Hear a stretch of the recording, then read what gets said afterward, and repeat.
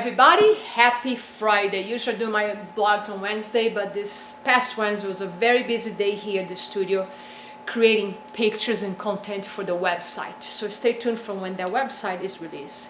But today I want to talk about immune system, and that's because it's winter here in Colorado. A lot of people are getting colds, and some people are getting frequent colds, and that's when my clients show up sick every 2 months, every 3 months, I know their immune system is compromised. So let's just kind of review very quickly the obvious things that boost your immune system. Good sleep, strengthen your immune system is number one. Once you know you're sleeping well, the quality or the volume of your sleep decreases. You are suppressing your immune system, and you know that because you probably got sick times that you were not sleeping. Number two, we know well, nutrition. If you're not eating good food, you're getting good nutrition to your body, you get sick. If you're not hydrating your body, you might get sick. Because let's first stop here and define what makes your immune system. What makes your immune system? It's hundreds and hundreds of cells and molecules. They're constantly monitoring and protecting our body from invaders. We're constantly exposed to viruses and bacteria. It's all over. We can't avoid. And I hope you're not one of those germophobics, that think, I'm gonna get sick if I touch that. No, let's think the reverse. How can I strengthen my immune system every single day so when I'm exposed to somebody with a cold or to other viruses, I don't get sick? And that's where it comes from.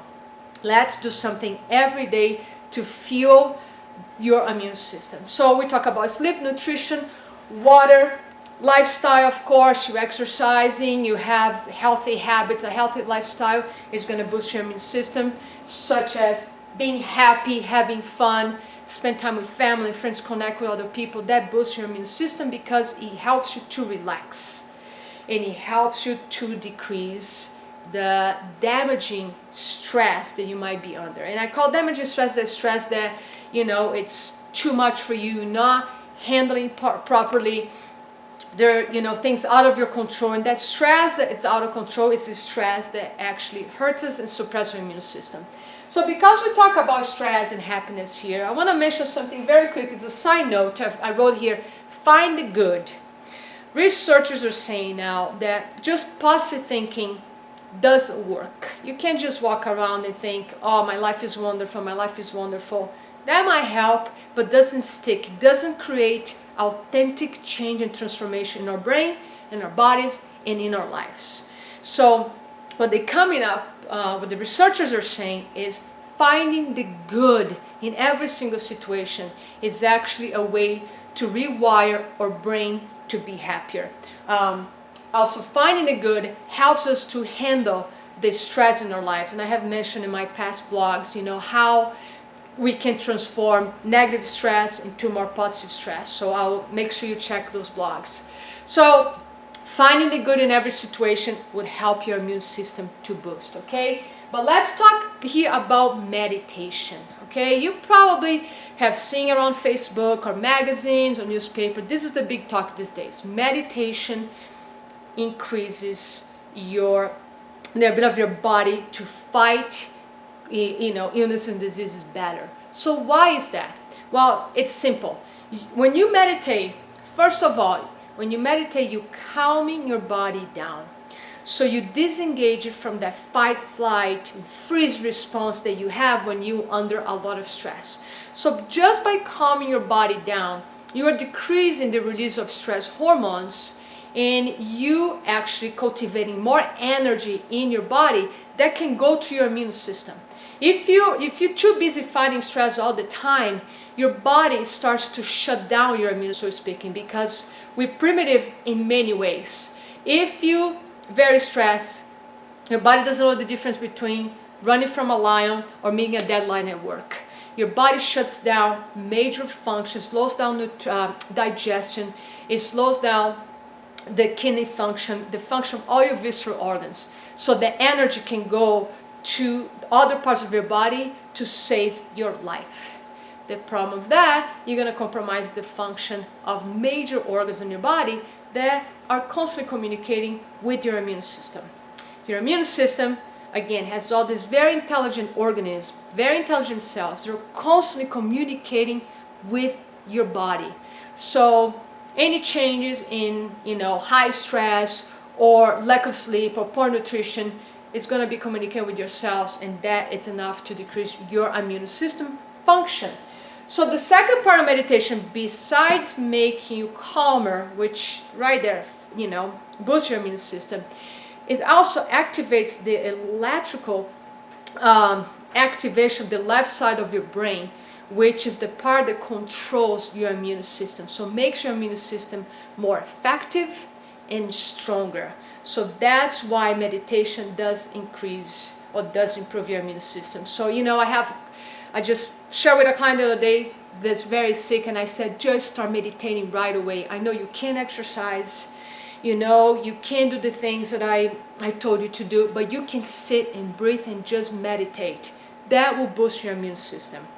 So one thing you're going to notice here, so on this side, on the immune system function, I put the obvious things that decrease your immune system, which is negative stress, negative thinking.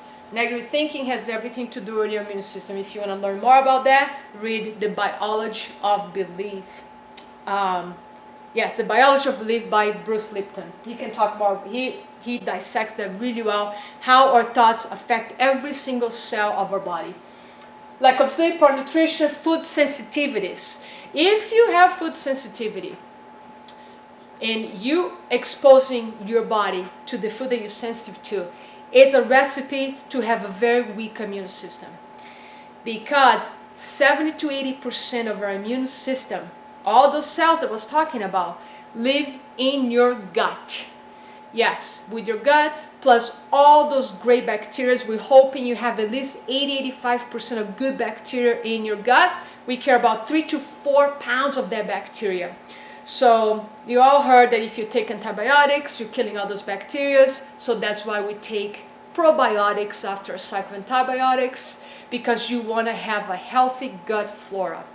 If you get sick very frequently, you should check for food sensitivities, because you could have a GI issue of food sensitivity, food allergy, or irritable bowel syndrome, or things like overgrowth bacteria, like the bad bacteria. If you have too much of bad bacteria and not enough of good bacteria, that will also suppress your immune system. So if you get sick frequently, talk to your doctor about checking the bacteria in your gut, okay?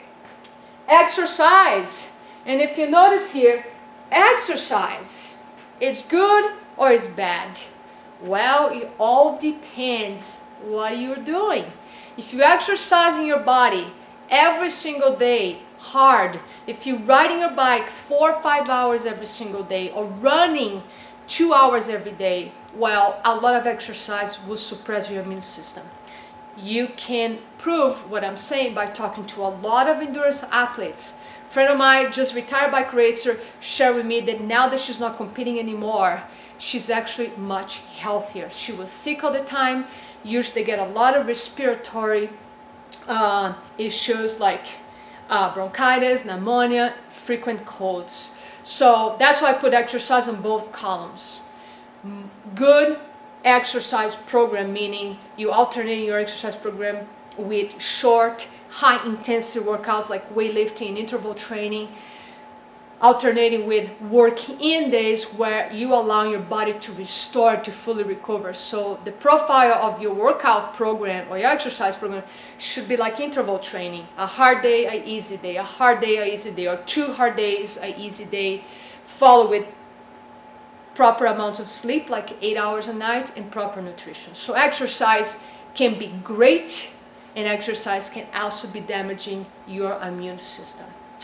So those are my tips about immune system. Sorry this video blog went a little bit too long, but I like to trigger your curiosity, especially if you're somebody that gets sick frequently. I want you to start asking some of these questions. Are you dealing with anything like I mentioned here? So thank you so much. I'll talk to you next week.